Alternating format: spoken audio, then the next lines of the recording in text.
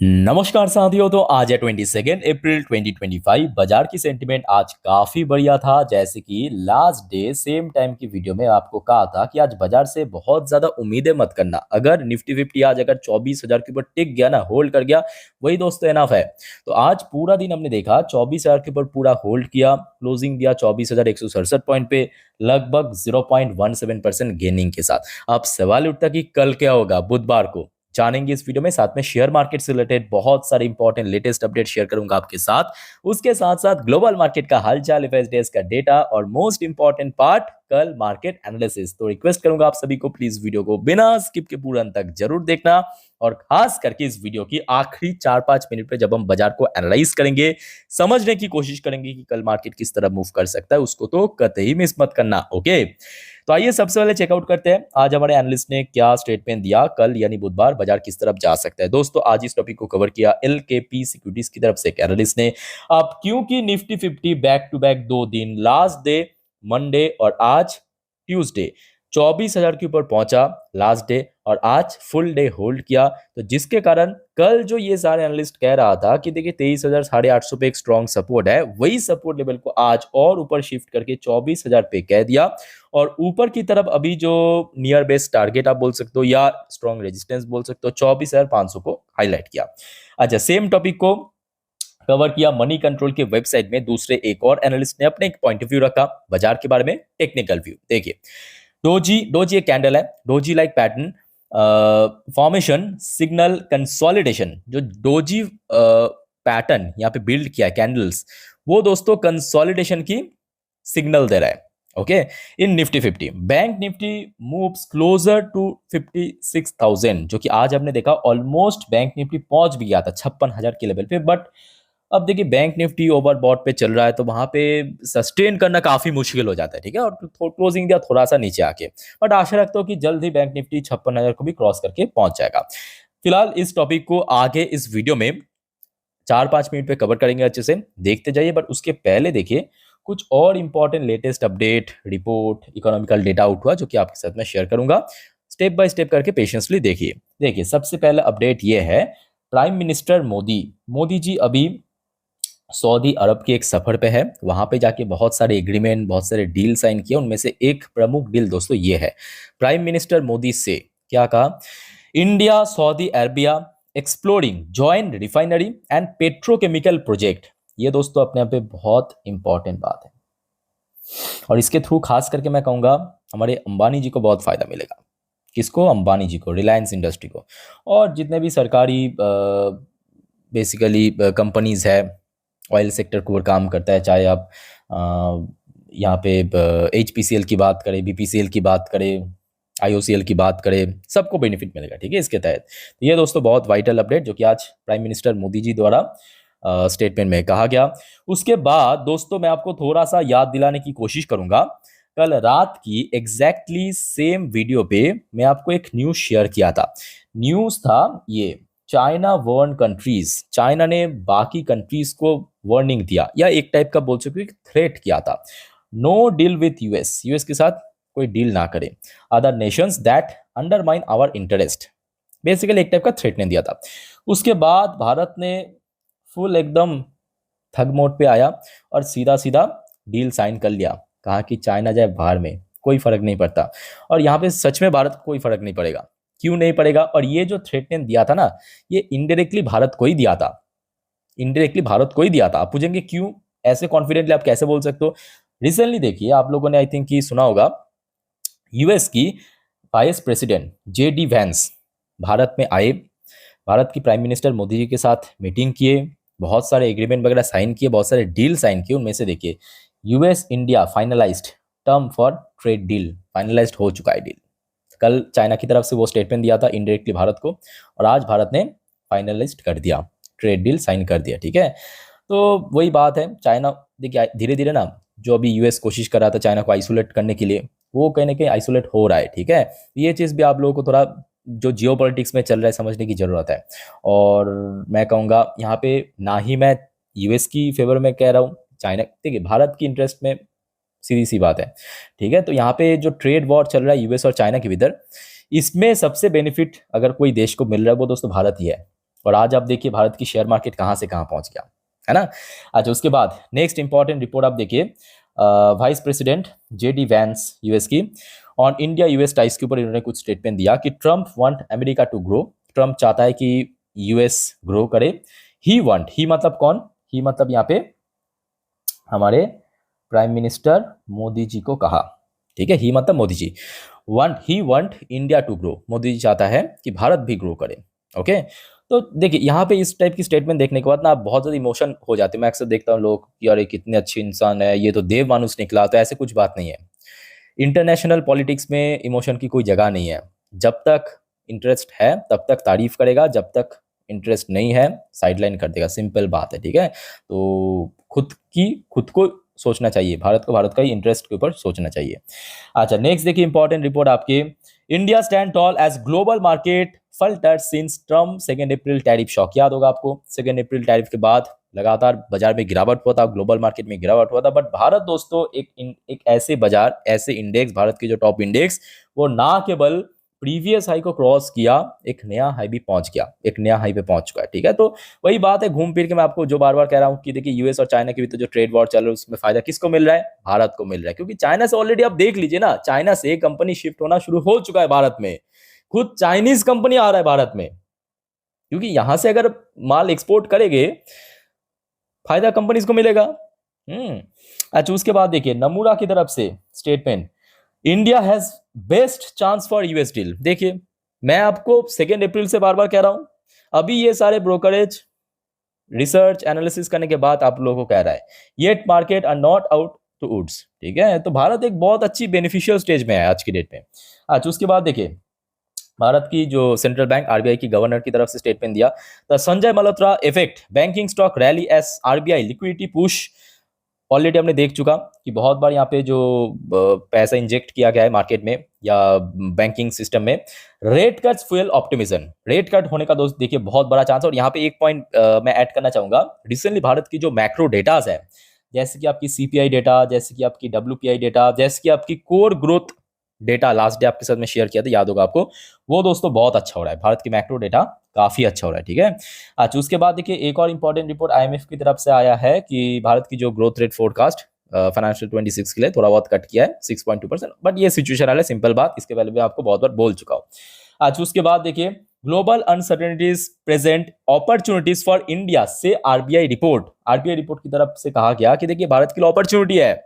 आपको मैं इसके पहले ना जाने कितने बार कहा था कि देखिए भारत सरकार को अभी इस मौके का फायदा उठाना चाहिए, कहा था कि नहीं कहा था, बताइए, है ना।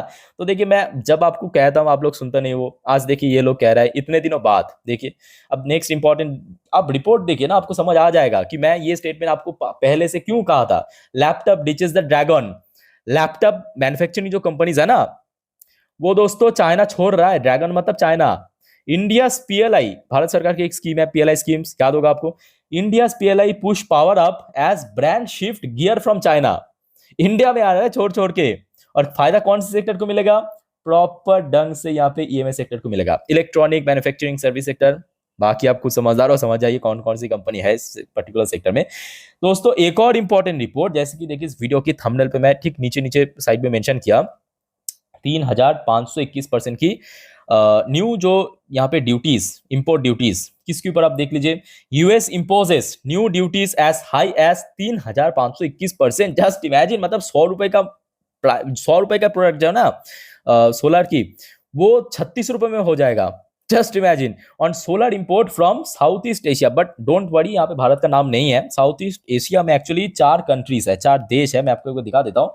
एक हो गया आपका कोलंबिया, वियतनाम, मलेशिया, थाईलैंड। तो यहाँ पे एक्चुअली बहुत सारे कंपनीज ना वहां की गवर्नमेंट से कुछ स्कीम्स के थ्रू मैन्युफैक्चर कर रहा है और यूएस में एक्सपोर्ट कर रहा है, फायदा वहां पे कंपनीज को मिल रहा है। तो इसको एक्चुअली काउंटर करने के लिए यूएस ने 3500% की दोस्तों ड्यूटी लगा दिया। Just imagine, okay. अच्छा, आगे बढ़ते हैं नेक्स्ट इंपॉर्टेंट टॉपिक पे, बट उसके पहले दोस्तों आप सभी को एक छोटा सा रिक्वेस्ट करूंगा, अगर आपने अभी तक इस चैनल को सब्सक्राइब नहीं किया ना, प्लीज फटाफट सब्सक्राइब कर लीजिए और पास में जो नोटिफिकेशन बेल आइकन है उसको क्लिक जरूर करना, ताकि जब भी मैं वीडियो अपलोड करूं आप लोग के लिए तुरंत आप तक पहुंच सके, ओके। अच्छा, डॉ जोन्स की पोजीशन आप देख सकते हो यूएस में लोकल टाइम 1:07, 2.55% ऊपर पहुंच चुका है। अपने यहाँ पे बहुत अच्छी बात है, बिकॉज देखिए बैक टू बैक काफी गिरावट भी हुआ था यूएस मार्केट में, ये बात भी सही है। यहाँ पे आप चार्ट पैटर्न पे देख सकते हो, back to back 3-4 trading session में ड्रॉप होने के बाद आज कहीं ना कहीं अभी रिकवरी के मूड में चल रहा है। बाकी क्या होगा किसी को नहीं मालूम, अभी तो बस आधा ट्रेडिंग सेशन खत्म हुआ है। नैस्डैक की पोजीशन भी काफी बढ़िया, at the same time 3.14% positive में। तो आशा रखता हूँ अगर सब कुछ बढ़िया रहा तो कल दोस्तों इंडियन मार्केट में एक गैप ओपनिंग तो हो सकता है, उसके साथ साथ आईटी स्टॉक्स में भी एक अच्छा रिकवरी होने का फिलहाल चांस है। अच्छा, नेक्स्ट अगर हम बात करें यूएस की 10 साल की बॉन्ड डील या डॉलर इंडेक्स जो भी बोलिए, लगा थोड़ा सा वीक अभी हुआ है, आधा परसेंट के आसपास। ब्रेन क्रूड की प्राइस में फिर से रिकवरी देखने को मिला, लगभग 2.5% के आसपास। इंडियन करेंसी की वैल्यूएशन दोस्तों लगातार बढ़ता जा रहा है। मैं आपको थोड़ा सा याद दिलाने की कोशिश करूंगा, कल दोस्तों सेम टाइम की वीडियो जब रिकॉर्ड कर रहा था तब कितना चल रहा था यूएसडी के अगेंस्ट में 85.4 के आसपास। अभी कहाँ पे है 85.15। प्राइस गिरा है, प्राइस गिरा है मतलब वैल्यूएशन बढ़ा है, वैल्यूएशन बढ़ा है। प्राइस जब गिरता है मतलब वैल्यूएशन बढ़ता है। अच्छा, इसके अलावा देखिए कुछ इंडियन कंपनी की पोजीशन फटाफट चेक करते हैं, जैसे कि Wipro limited area version 1.47% positive में चल रहा है। चलो बहुत बढ़िया। वैसे आज एचसीएल के रिजल्ट तो मैं हमारे छोटे वाली चैनल पे रिव्यू कर चुका हूँ, तो रिजल्ट दोस्तों काफी ठीक ठाक हुआ है, अच्छा हुआ। तो आशा रखता हूँ कि कल वहां पे भी गेनिंग होगा। इन्फोसिस की एरियर वर्शन भी 1.5% ऊपर पहुंच चुका है। एचडीएफसी बैंक की एरियर वर्शन भी लगभग 1.5% ऊपर पहुंच चुका है। आज तो फिलहाल एचडीएफसी बैंक भी अपना पीआर टच किया था, पर्सनल रिकॉर्ड टच किया था। आईसीआईसी बैंक की एरियर वर्शन भी लगभग 1% के आसपास पॉजिटिव में। आइए अब बात करेंगे गिफ्ट निफ्टी की पोजीशन। दोस्तों ये वीडियो मैं रिकॉर्ड कर रहा हूं, अभी इंडिया में टाइम हुआ है रात के 10:40। जस्ट अ मिनट यहाँ पे वेट कीजिए। नीचे आप देख सकते हो टाइम एडजस्ट हो रहा है, ऊपर नंबर एडजस्ट हो रहा है, देखिए चलो ऑलमोस्ट एडजस्ट हो चुका है। तो अभी गिफ्ट निफ्टी की पोजीशन देखिए बहुत अच्छी लेवल पे 24,350 पॉइंट से ज्यादा, 24,350 पॉइंट रफली मान लेते हैं, ठीक है 24,350 पॉइंट। तो मतलब आज निफ्टी 50 जहां पे क्लोजिंग दिया वहां से लगभग लगभग 180 पॉइंट ऊपर। अब ये भी आप देखिए, ये जो फ्यूचर मैं आपको दिखा रहा हूं ये अप्रैल महीने का फ्यूचर है, जो कि जल्द ही एक्सपायर करेगा, जल्द ही एक्सपायर करेगा, मतलब प्रीमियम बहुत कम। तो अल्टीमेटली बात यह कि अभी जो पोजीशन है वो दोस्तों बहुत अच्छा चल रहा है, ठीक है। और आशा करता हूं कि कल सुबह तक अगर कुछ गड़बड़ नहीं हुआ, मेरे बात को ध्यान से सुनिएगा, अगर कल सुबह तक कोई गड़बड़ नहीं हुआ तो कहीं ना कहीं इंडियन मार्केट में भी एक अच्छा ओपनिंग हो सकता है। उसके बाद क्या होगा वो डिपेंड करेगा कंपनीज के ऊपर, शेयर्स के ऊपर, ठीक है, बट ओपनिंग अच्छा हो सकता है। अच्छा, अब फटाफट देख लेते हैं एफएस डेज की कारोबार जो आज हमें देखने को मिला। बट तब तक दोस्तों अगर आपको वीडियो अभी तक अच्छा लगा, इन्फॉर्मेटिव लगा, प्लीज वीडियो को लाइक करके जरूर एनकरेज करना और चैनल के साथ कनेक्टेड जरूर रहना। ओके, तो देखिए बैक टू बैक एफएस द्वारा तो खरीदारी हो ही रहा था, आज भी कोई अलग नहीं हुआ, आज भी एफएस ने खरीदारी किया। और ये कहीं ना कहीं इंडियन मार्केट के प्रति जो एफएस की कॉन्फिडेंस फिर से बढ़ रहा है, यही चीज को दर्शाता है। एफआईज आज बाई किया 1,290 करोड़ की शेयर, डीएस ने सेल किया 885 करोड़ की शेयर। इसके अलावा देखिए मिडिल ईस्ट की तरफ से एज सच कोई नया अपडेट नहीं है। और TA35 यानी इजरायली टॉप इंडेक्स आज क्लोजिंग दिया थोड़ा सा ऊपर 0.28% ऊपर आके। दोस्तों इसके साथ साथ मैं आपके साथ एक बहुत ही दिल दहलाने देने वाली एक खबर शेयर करना चाहूंगा।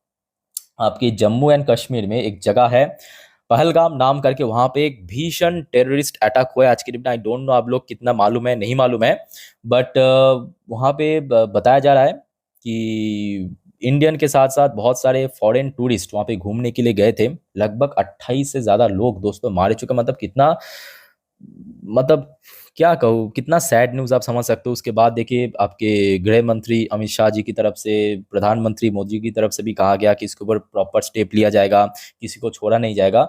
भाई मतलब कभी कभी सोचता हूँ कि मतलब समझ सकते हो ना कि ये टेररिस्ट इतना मतलब इन लोगों को अगर लड़ना ही है इंडियन आर्मी के साथ लड़, आप इन लोगों को मंजिल तक पहुंचा देगा क्या नपुंसक की तरह। मतलब यहाँ पे एक मासूम लोग घूमने के लिए गए, उनको मारने की क्या जरूरत है ना।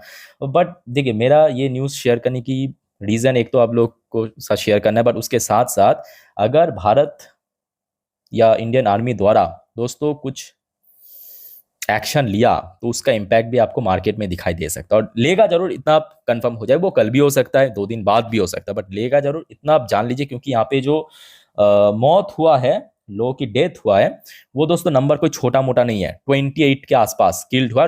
खास करके यहाँ पे स्पेसिफिकली मेंशन भी किया फॉरेन टूरिस्ट दोस्तों यहाँ पे डेथ हुआ है, फॉरेन टूरिस्ट की।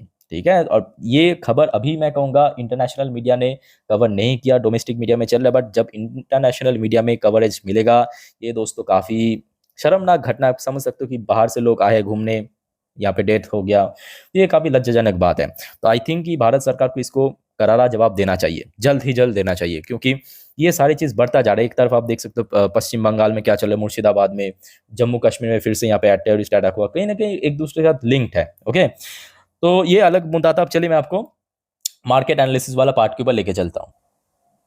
तो दोस्तों अभी आपके सामने मैं ओपन कर लिया निफ्टी 50 की लास्ट 3 महीने की कैंडलस्टिक चार्ट पैटर्न। अब जो बात मैं आपको बताने जा रहा हूँ बहुत ही ध्यान से सुनना। सबसे पहली बात, डॉ जोन्स की फ्यूचर, नैस्डैक की future, IT sector, banking sector, बस ट्रैक करना, ये सिंपल 4 पॉइंट, ठीक है, ताकि आपको सुबह सुबह इंडियन मार्केट की, मतलब जो ग्लोबल मार्केट की सेंटीमेंट है उसके बारे में एक एस्टिमेट मिल जाए, अंदाजा मिल जाए।